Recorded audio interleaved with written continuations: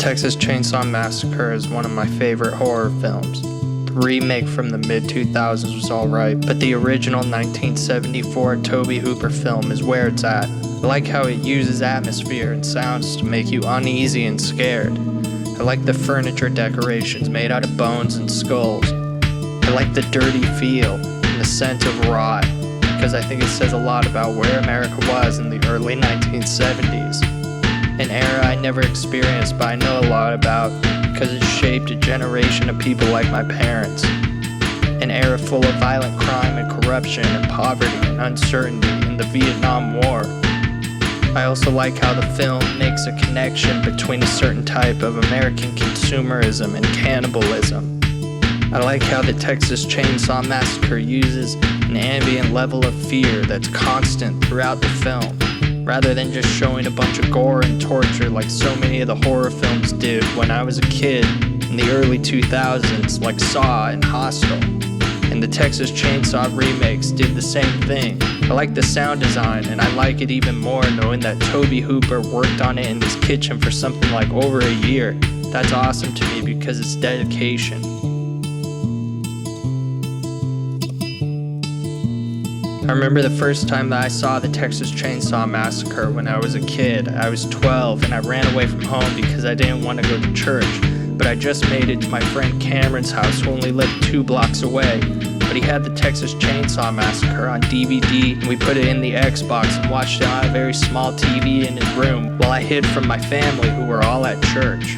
My mom knew that I was at Cameron's because there wasn't anywhere else I'd go. She showed up to get me in the part where Sally and Franklin were worried about their friends and decided to go and try and find them in the dark. And I went home and got a talking to from my mom about my disobedient ways and my defiant actions. And when I went to bed, I was worried about how Leatherface was going to murder Sally and Franklin too, just like their friends, and maybe worse. And why he was doing all that. And what about that creepy hitchhiker at the beginning?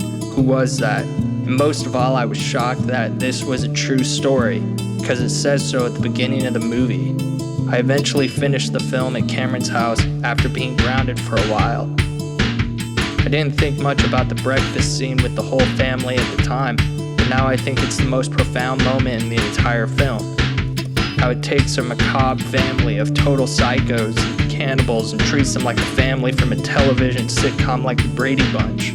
I also found it scary how the film ends abruptly, giving no closure to the whole affair. It's like this nightmare just went off the air, but didn't really end. And I thought it was scary, but Cameron didn't because he saw the remake and he thought that was a whole lot better and more gruesome, which it was, and I admit that at the time when I saw the remake, I agreed with that. It was scarier because it was more modern to me and had a bigger budget and they could make it more gory. And since it was an established brand, they could put more shock value in it. But as I watched them later in life, I realized that the original 1974 Texas Chainsaw Massacre was the better film.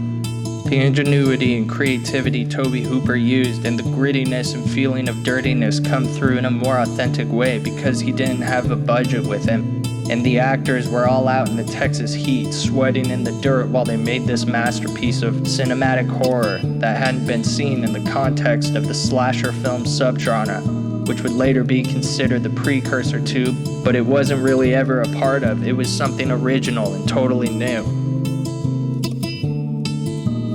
And I'll always be interested in how people react when I tell them that I like the Texas Chainsaw Massacre a whole lot.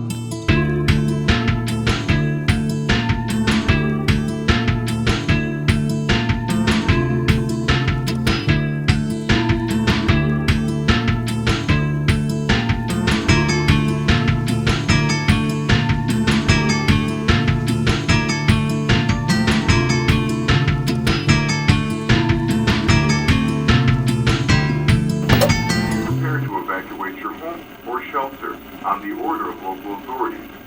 Be suspicious of persons that exhibit signs of infection. Report these individuals immediately to law enforcement. Closely monitor news reports and local radio or TV stations. And law enforcement. Assist neighbors who may need help. Avoid passing on unconfirmed information and rumors. If you come in contact with the infected, seek medical attention.